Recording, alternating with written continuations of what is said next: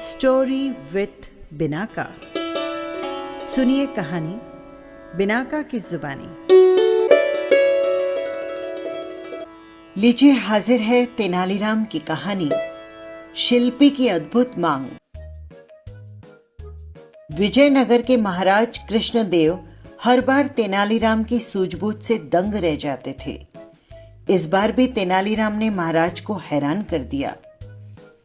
दरअसल एक बार महाराज पड़ोस के राज्य पर जीत हासिल करके विजयनगर लौटे थे और उन्होंने उत्सव मनाने की घोषणा कर दी।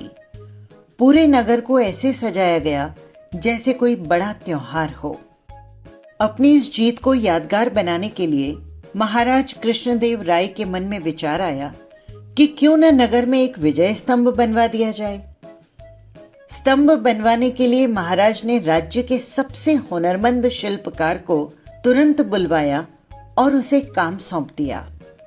महाराज के आदेशानुसार शिल्पी भी अपने काम में जुट गया और कई हफ्तों तक दिन रात एक करके उसने विजय स्तंभ का काम पूरा किया। जैसे ही विजय स्तंभ बनकर तैयार हुआ तो महाराज समेत दरबारी और नगरवासी शिल्पकार की कला को देखकर उसके कायल हो गए। शिल्पी की कारीगरी से प्रसन्न होकर महाराज ने उसे दरबार में बुलाया और इनाम मांगने को कहा। उसकी बात सुनकर शिल्पकार ने कहा, हे महाराज, आपको मेरा काम पसंद आया है तो मेरे लिए यही सबसे बड़ा इनाम है। आप बस अपनी कृपा मुझ पर बनाए रखिए। शिल्पकार का जवाब सुनकर महाराज को खुशी हुई, लेकिन उन्होंने जिद पकड़ ली कि वो शिल्पी को कोई न कोई इनाम जरूर देंगे। महाराज ने शिल्पी को कहा कि उसे कोई न कोई इनाम मांगना ही होगा। महाराज की इच्छा को जानने के बाद दरबार में मौजूद अन्य दरबारी शिल्पकार से कहने लगे कि महाराज खुले मन से तुम्हें कुछ देना चाह रहे हैं, तुम जल्दी से मांग लो।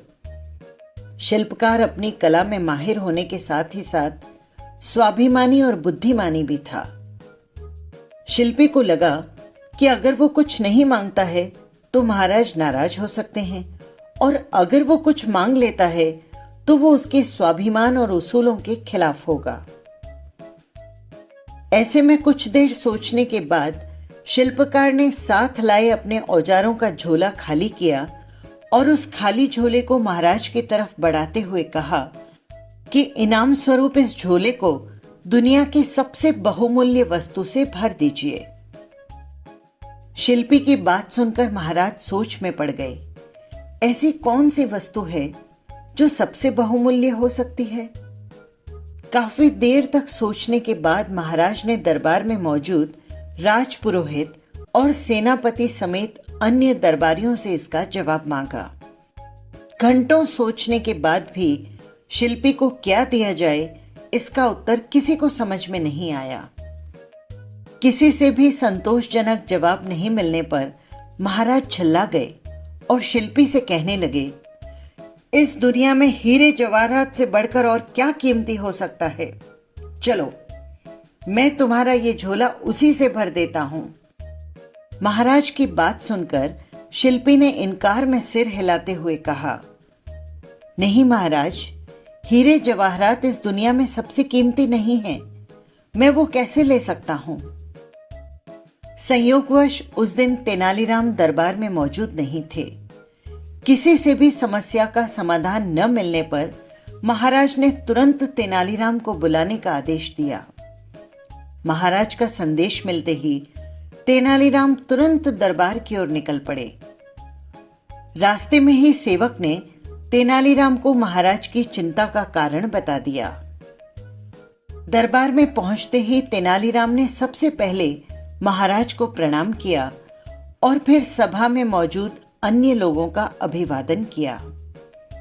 महाराज की व्याकुलता को देखते हुए तेनालीराम ने सभा में ऊंची आवाज में कहा, जिसे भी सभा में दुनिया की सबसे बहुमूल्य वस्तु चाहिए वो सामने आए।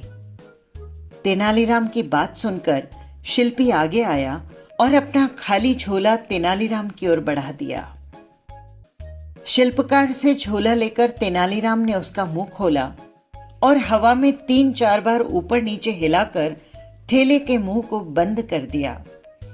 इसके बाद तेनालीराम ने झोला शिल्पी की ओर बढ़ाते हुए कहा कि अब आप ये झोला ले सकते हैं, क्योंकि मैंने इसमें दुनिया की सबसे कीमती वस्तु भर दी है। शिल्पकार ने भी झोला थामते हुए तेनालीराम को प्रणाम किया और फिर महाराज की अनुमति लेते हुए औजार उठाकर सभा से चल दिया। ये दृश्य देखकर सभा में मौजूद सभी लोग अचंभित रह गए।